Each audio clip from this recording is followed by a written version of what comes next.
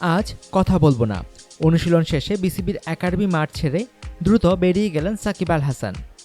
BPL final নিয়ে কাল তাই ঢাকা ডায়নামাইটস অধিনায়কের ভাবনাটা জানা হলো না। তবে সাকিব যে তৃষিত চোখে শিরোপার অপেক্ষায় সেটি জানিয়েছেন আগেই। সাকিব বলেছিলেন, চ্যাম্পিয়ন হওয়া ছাড়া আমার আর কোনো লক্ষ্য নেই। শিরোপার স্বপ্ন ড্যারেন সামিরও চোখে। ঢাকাকে রাজশাহী কিংস অধিনায়ক চ্যালেঞ্জ ছুড়ে দিয়েছেন খুলনা টাইটান্সের সঙ্গে দ্বিতীয় কোয়ালিফায়ার জিতেই। সামি বলেছিলেন, আমাদের আরেকটি খেলা বাকি আছে। ফাইনালে নিজেদের সেরাটা দিতে আমরা অপেক্ষায় আছি। আশা করি সেটা পারব। ঢাকা রাজশাহীর লড়াইয়ের মোড়কে বিপিএল ফাইনাল সামি সাকিবের লড়াইও। দুজনই ক্রিকেটের সংক্ষিপ্ততম সংস্করণে সফল খেলোয়াড়।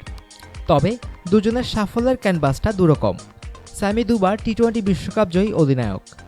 জাতীয় দলে না হলেও আইপিএল সিপিএল শিরোপা জেতার অভিজ্ঞতা আছে সাকিবের। বিপিএলেও ঢাকা এগিয়ে চলছে সাকিবের অসাধারণ নেতৃত্বে। যদিও বাঁহাতি অলরাউন্ডারের ব্যক্তিগত পারফরম্যান্সটা খুব বেশি উজ্জ্বল নয়। বিপিএলের প্রথম দুই আসরে man of the tournament Shakib Al Hasan এবার ম্যান অব দ্য ম্যাচই হয়েছেন প্রথম অষ্টম ম্যাচে। ঢাকার অধিনায়ক অবশ্য জানিয়েছেন, নিজের পারফরম্যান্স নিয়ে মোটেও চিন্তিত নন তিনি। সাকিব বলেন, আমি অবদান রাখি আর না রাখি সেটা গুরুত্বপূর্ণ নয়, গুরুত্বপূর্ণ হলো দলের পারফরম্যান্স। স্যামি দলকে নেতৃত্ব দিচ্ছেন সামনে থেকেই।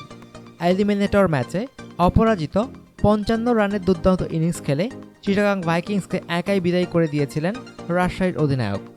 খুলনা টাইটান্সের বিপক্ষে স্যামির অপরাজিত 71 কিংবা রংপুর রাইডার্সের সঙ্গে অপরাজিত 44 রানের ইনিংস দুইটি বিশেষভাবে স্মরণীয়। শুধু ভালো খেলাই নয়, ক্যারিবিয়ান অলরাউন্ডার মাঠের বাইরে সারাক্ষণ মাতিয়ে রাখছেন দলকে। স্যামির উপস্থিতি যেন উজ্জীবিত হওয়ার দারুণ টোটকা। আজ ফাইনালও কি দুটি ছড়াবেন স্যামি? 230টি টি-20 খেলা স্যামির জানা আছে বড় মঞ্চে কিভাবে আলো ছড়াতে হয়। স্যামি বলেন, এটা শুধু আরেকটা ম্যাচ, তবে অবশ্যই বড় ম্যাচ।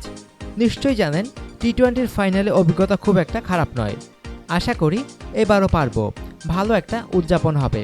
আমাদের যাত্রাটা অসাধারণ হয়েছে।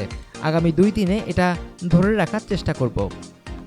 এখন পর্যন্ত কোনো বিদেশি অধিনায়কের হাতে উঠেনি বিপিএল শিরোপা। অধিনায়ক হিসাবে সাকিবেরও কখনো জেতা হয়নি ফ্রাঞ্চাইজি টুর্নামেন্ট। সাকিব স্যামি যিনি জিতুন, ব্যতিক্রম এই ছবিটা অন্তত এবার দেখা যাবে। অনুগ্রহপূর্বক সংবাদটি শেয়ার করুন এবং খেলাধুলার সর্বশেষ খবর জানতে স্পোর্টস লাইট সাবস্ক্রাইব করে রাখুন। ধন্যবাদ।